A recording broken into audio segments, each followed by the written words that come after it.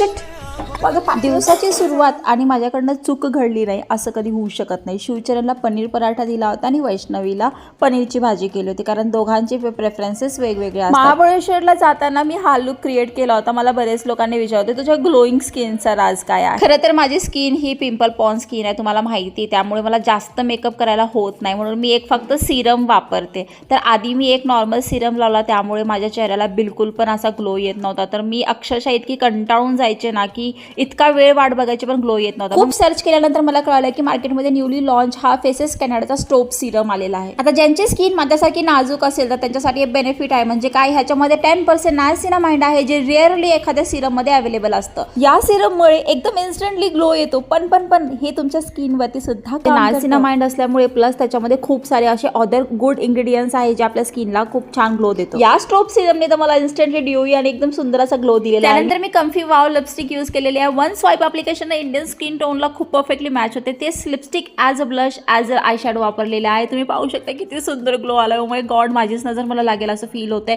छान ज्वेलरी मी सगळ्या मॅच करून घेतलेला आहे. मलाही स्वतःवर विश्वास नव्हता की मी फक्त हे 2 प्रोडक्टने इतकं सुंदर ग्लो अचीव्ह केली. तुम्हालाही सुंदर ग्लो असा पाहिजे असेल तर purple.com वरती हे प्रोडक्ट अवेलेबल आहे, किंवा तुम्ही QR कोड स्कॅन करून प्रोडक्ट परचेस करू शकता. थँक्यू.